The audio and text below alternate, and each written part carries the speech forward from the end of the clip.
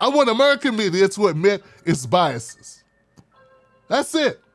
Here goes a clip of Joe Biden getting irritated with a reporter during a press conference. Talk about it later. Thank you. Thank you. Will you send troops to Ukraine, sir? Why are you sending 8,500 troops to Ukraine, possibly? Thank you, guys. Will you take questions on inflation then? Let's move. Thank you. Thank you Do you all. think inflation is a political liability? That's a great asset. More inflation. What a stupid son of a... What a stupid son of a... What a stupid son of a...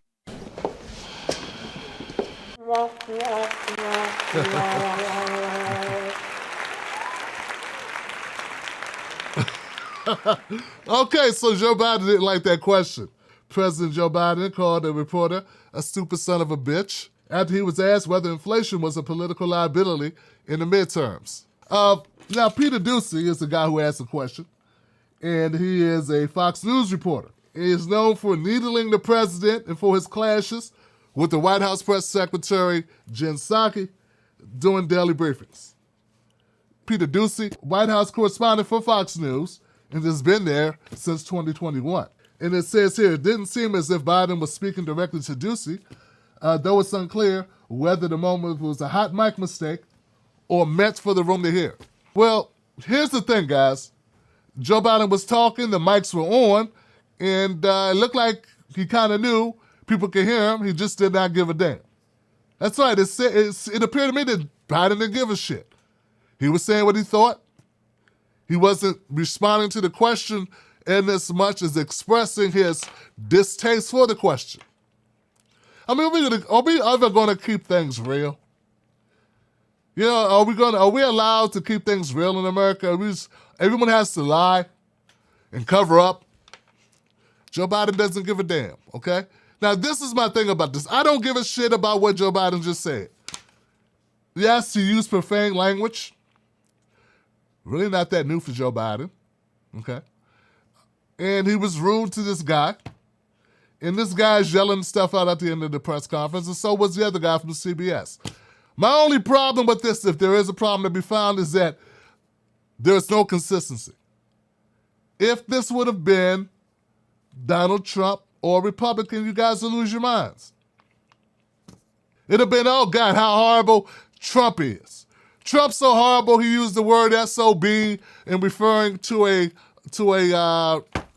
MSNBC or CNN correspondent, and don't let it have been a woman. It'd have been even worse. And if it had been a black woman, people would have been angry as hell, right? So we know how it goes. And my thing is, I'm not saying it's wrong to be angry about it. What I'm saying is there's no consistency.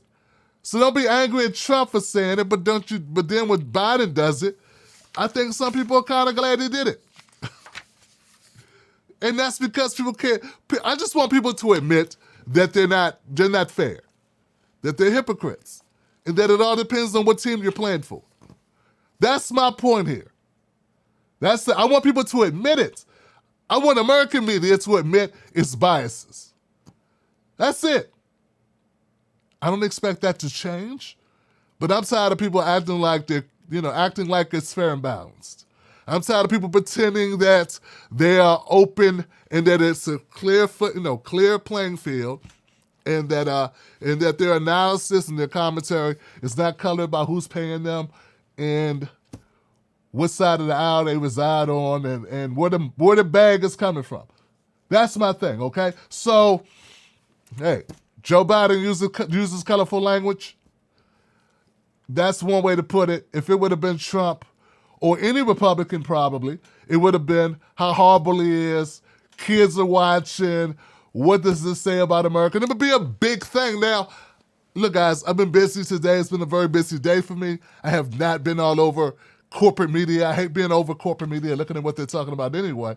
But I got a feeling that it wasn't a focal point about how negative Joe Biden is. Could be wrong. Maybe they were talking about it all day. But you and I both know this would have been major news. It would have been everywhere if it was Trump. And I'm just saying, look at the hypocrisy of our democracy, our so-called democracy.